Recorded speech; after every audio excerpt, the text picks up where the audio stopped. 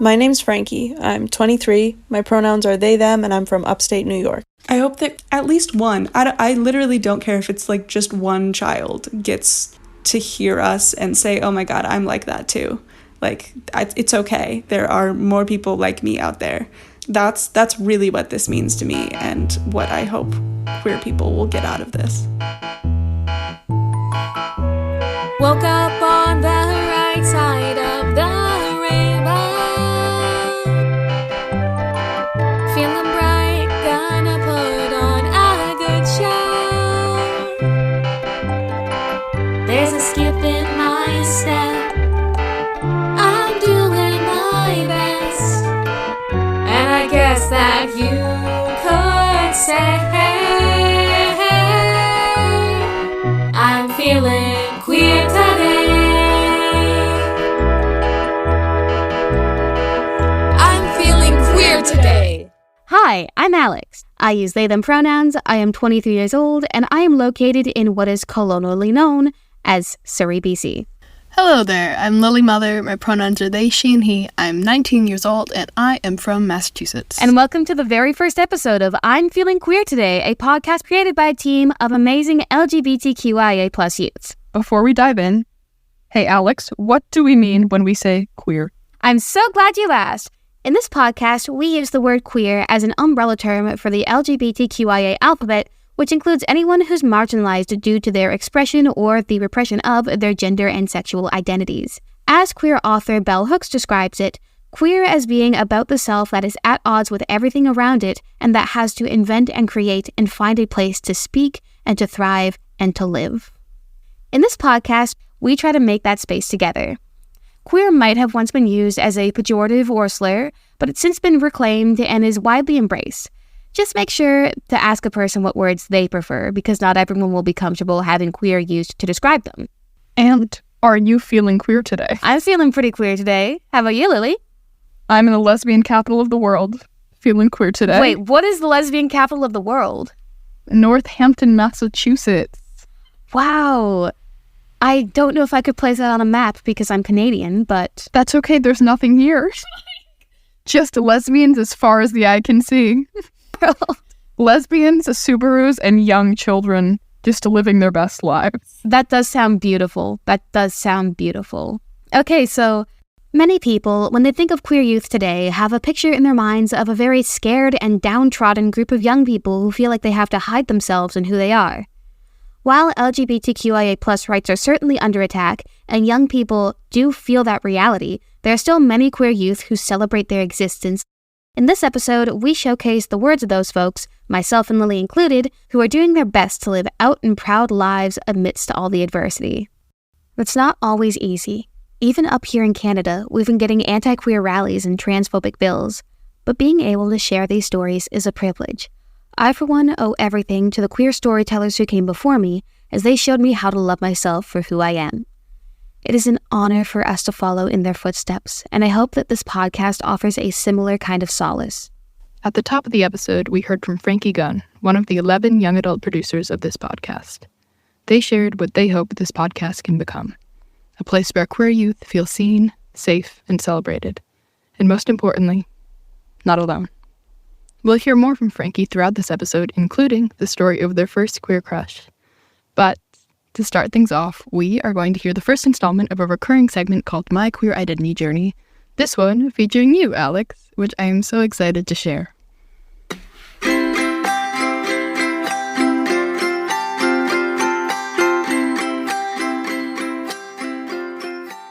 The label I currently use for my identity right now is non-binary femme lesbian. I did not discover all of these layers and facets of my identity overnight, and there were a lot of labels that I considered for myself that never really fit. I realized I didn't like men, and my immediate thought was, oh, I must be asexual. And I realized I liked women, and my first thought was, oh, I must be bisexual. Lesbian was never an option as a label. In hindsight, a lot of that might be because of how lesbians were portrayed when I was growing up. Either the lesbian was this strange alien outsider for the simple fact that lesbians were not men and did not pursue men, and that was just utterly inconceivable in our patriarchal society. When we weren't that, we were predatory, and we were after straight girls, and we were turning them like vampires or something.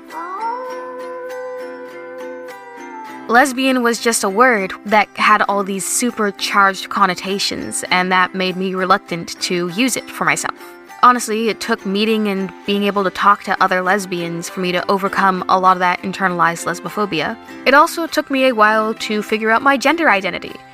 I spent much of my youth as a tomboy, very stereotypical tomboy clothes and presentation and all that, and only upon realizing that I liked women did I start feeling comfortable presenting femininely. Feminine presentation with the goal of attracting other women, the lesbian feminine. I find that in my experience, my various identities are all interwoven and they impact and interact with each other. For example, I know that my neurodivergence and attraction to women play a major part in how I understand and perceive my gender. For example, I believe that there is a correlation between autism and gender variance. I wouldn't be surprised if it's because we understand and navigate gender differently than neurotypical people. Besides the fact that being autistic made it very hard to do typical girlish or womanly things due to often sensory issues or even behavioral ones, I wasn't a very ladylike child, but I also didn't want to be, so I guess that did kind of work out. And then on the other side of the coin, there's how lesbianism impacts my gender. I am doing femininity in a very dykey, queer, weird kind of way. And honestly, the only real connection I have to womanhood is through that lens. Sometimes I just say, oh yeah, my gender is I'm a dyke. There are a lot of people who will understand what I mean by that, and that is really nice. It's a jumble, alright. Femme, but not a woman, non-binary, but also a lesbian, and again, the neurodivergence is a huge factor. However, there's one really important experience that I think impacted my identity more than anything. The simple fact that I have access to the queer community has been invaluable to my journey. It's through knowing queer folks and being able to learn about our history that I've had the privilege of understanding myself and knowing I'm not alone in my experiences and discovering the verbiage for my identity. And that is so important, and that is something that I think every young queer person deserves.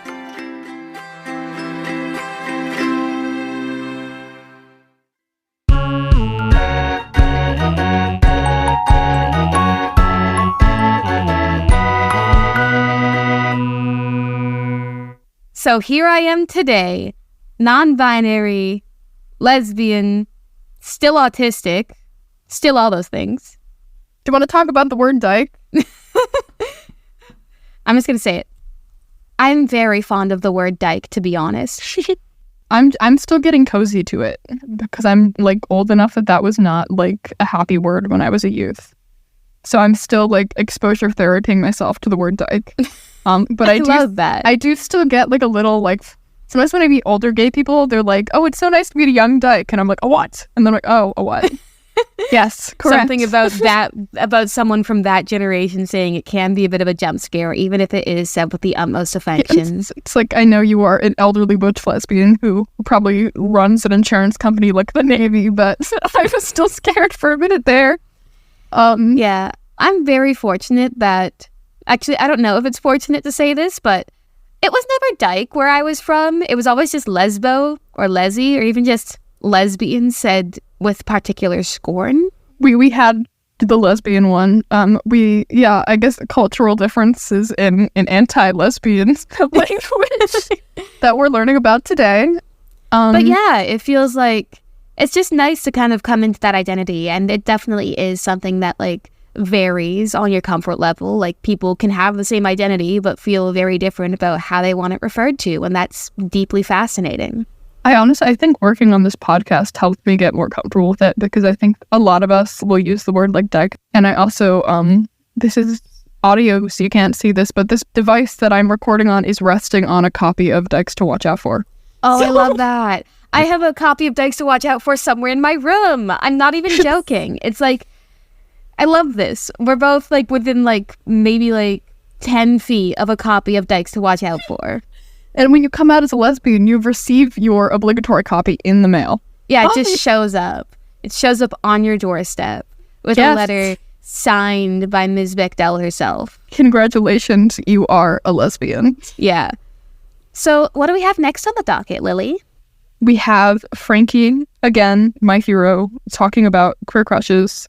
And I love this recurring segment. There's going to be a few of them. It fills my heart with love and joy, and I'm very sappy. Yeah, the Queer Crushes segment is probably one of my favorite recurring segments, though I might be a little bit biased because Frankie and I composed the music for it together. I put together this little theme, and then they did a bunch of really cool stuff with that theme.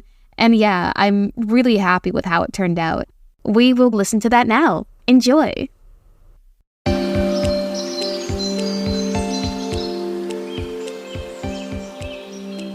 My first queer crush comes from a memory that I don't even possess myself. It's a story that my mom likes to tell about when I was in preschool.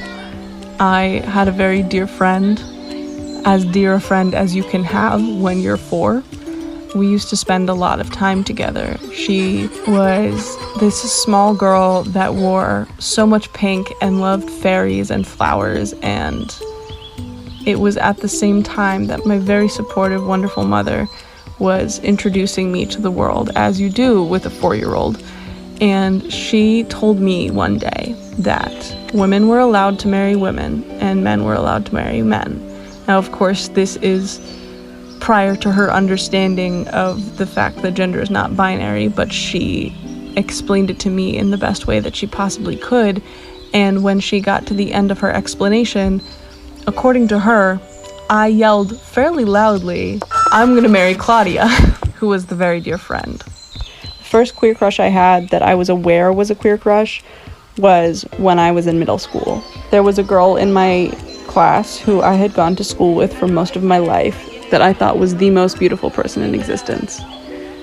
She had long chestnut curly hair and these bright eyes. Recently, I found a Polaroid picture of the two of us sitting next to each other at her birthday party, and I had the cheesiest grin on my face.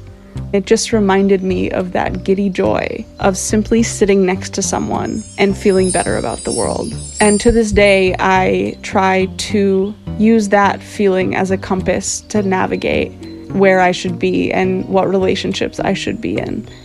I also feel like queer crushes don't necessarily feel different for me because being queer is all I've ever known. It's all I've ever been. I do think it takes more unpacking to get to a point of acceptance of those crushes, and that was the biggest hurdle for me. That being said, I have been out for almost a decade, and it has been quite a long journey, but a journey I am very happy to be on. That was absolutely adorable. Warm and fuzzy. So warm and fuzzy. I love that. This is something that happens very naturally, just like with the heterosexuals. We catch feelings as kids, and it's okay. It is so innocent and so pure, and that's what's so special to me. I feel like it's important to me for the same reason, especially like you talked about earlier, especially the predatory lesbian trope. I think it exists among gay men as well, but for some reason it seems particularly strong there. So to hear a bunch of people talk about the first crushes and to make it clear that it's not a creepy thing. We were just like vibes. I want to play hopscotch with them. Next up, we're going to be hearing from Claire at New York City Pride 2023. Hearing the way that Claire talks about it is really exciting and fascinating. We chatted with Claire about what inspired her to create this piece, and here's what she had to say. This was my first Pride, and I have always felt like it is so important for queer youth to connect with the queer elders in the community. But whatever age you are, I just feel like it is important to have older people that you can talk to and ask questions or just listen and hear their stories and hear their experiences. There's a lot we don't know. Every time I see an older queer couple, I do tear up every single time. It brings me such joy to see that it's possible, to see that we're here, and to see that we have been here for at least as long as those two have been together. And it brings me a lot of joy. And so I felt like being able to hear from those people what they wish they knew, or, just questions about their life. I feel like that was something that was important to me, and I felt like it should have a place here. Thanks, Claire. I do just want to say that I also cry every time I see an older queer couple in public. Let's take a listen to this empowering segment now.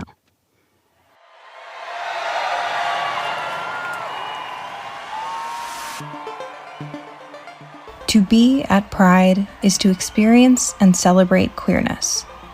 But what does that mean? Where did this word and this event come from?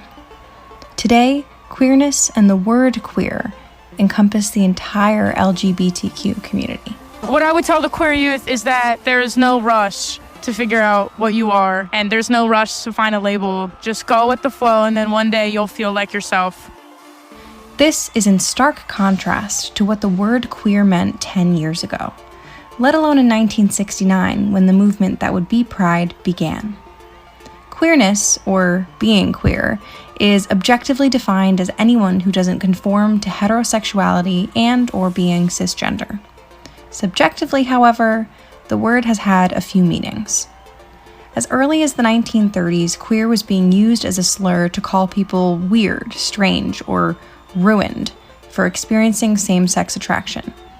Queer was also used in tandem with words like fairy and pansy with harm intended. I think I tell queer youth, do what you need to keep living and to survive whatever situation that you're in at the moment. Because no matter what, there will be a day where you will be okay and you will be in a place where you are safe and loved. So hold forward for love. Alongside the metamorphosis of the word queer, Pride was being born.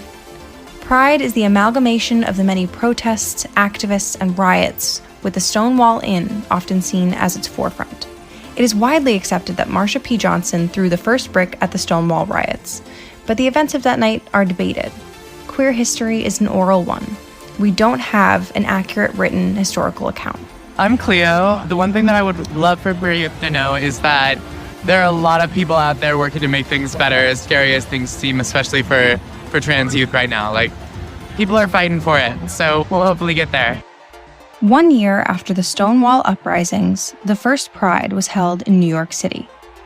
The movement for equal rights was just getting off the ground when the queer community was plagued by another instance of heinous homophobia. The AIDS crisis transformed into the epidemic it is today within a decade, culminating in over 100,000 lives lost. President Ronald Reagan took no action. With just a feeble mention of the AIDS crisis at the end of his presidency, he left office with the deaths of 100,000 people on his hands. The queer community has never fully recovered from this loss. There is a piece missing from our history, from American history, an entire generation of people who were stripped of the opportunity to see what this community would accomplish due to their contributions, as well as the chance to experience it themselves. We'd like to take a moment of silence for that generation now.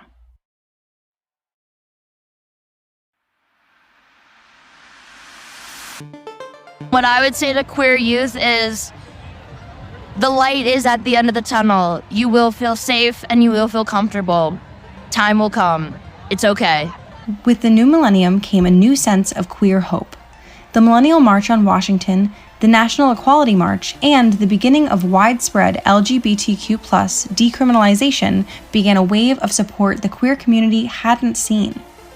In 2015, the U.S. Supreme Court decriminalized same-sex marriage, legitimizing gay marriages in the eyes of the state. Unfortunately, this was not enough, and the government continues to be a perpetrator of violence via legislation, leaving the queer community unprotected and unsupported. My name is Diamond, and what I tell the queer youth is the world moves fast, but move at your own pace. Treat yourself with kindness and compassion as you walk through this journey. There will be people waiting for you whenever you're ready. The queer community continues to grow, and with the efforts of Queer Nation and the entire Pride movement, queer is no longer a weapon to use against us, but a reclaimed word that reinforces our community. Queerness is pride, and pride is beautiful. So what I would like to say to gay youth is, it gets better. It definitely gets much, much better. Just hang in there.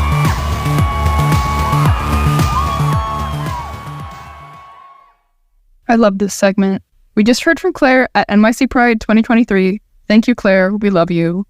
Alex, can I ask about your Pride experiences? Because I know that you are an instrumental artist, a musician, and you sometimes play gigs at Prides. Honestly, my Pride gigs are probably some of my favorite gigs. This summer, I got to play at a community Pride picnic over in the city of Burnaby. That probably means nothing to our American audiences, but lovely city. I really liked it a lot. I got to just sit on this nice field and play some silly little songs to a bunch of people on picnic blankets, enjoying food. The field was very alive with people.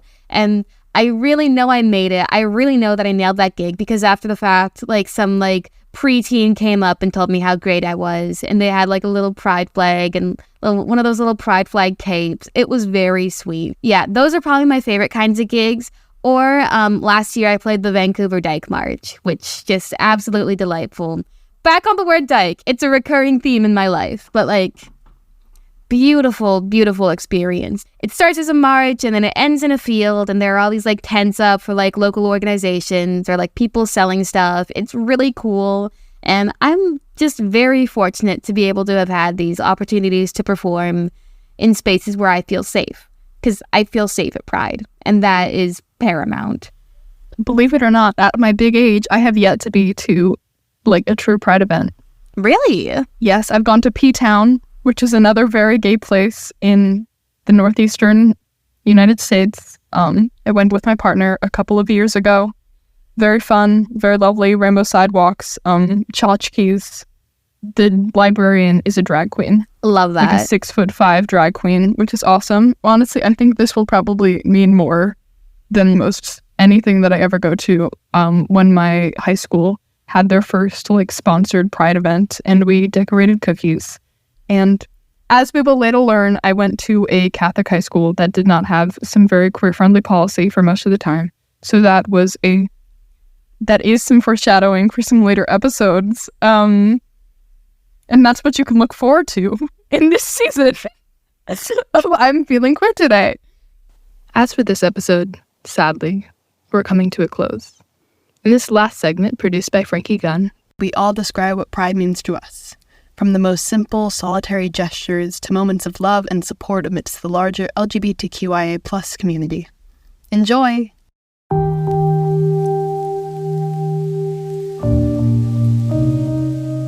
For me, Pride is about embracing who you are and not letting anybody take that from you.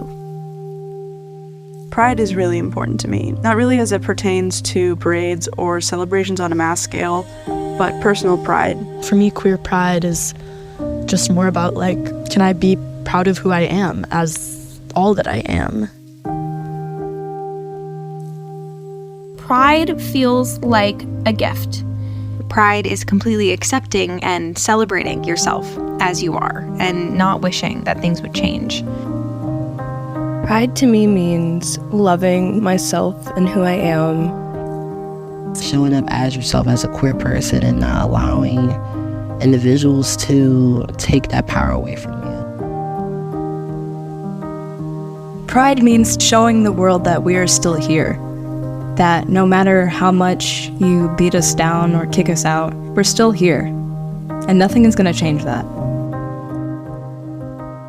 The act of knowing yourself, the act of claiming yourself, of actively being proud of yourself. I feel like seeing pride in others is what helped me embrace my own identity. It feels like an heirloom that was given to me by people who have done work to make sure that I'm able to exist in the space I am now. Specifically, queer, trans, Black people. Pride is seeing other queer people and immediately feeling less alone. Pride is something that you can use to uplift others or something that others can use to uplift you. Queer people have really learned how to build community and how to build family, how to build chosen family. Pride is my queer friends who love me exactly the way I am. Pride is what lets me tell my own stories, and hopefully that stirs up pride in other people. It's a really liberating feeling. Finally stand in your truth. Pride is like a lifeline. and it really makes me feel safe. In a way, I guess it's the lifeblood of this community. The act of simply existing is an accomplishment. I'm forever proud of that.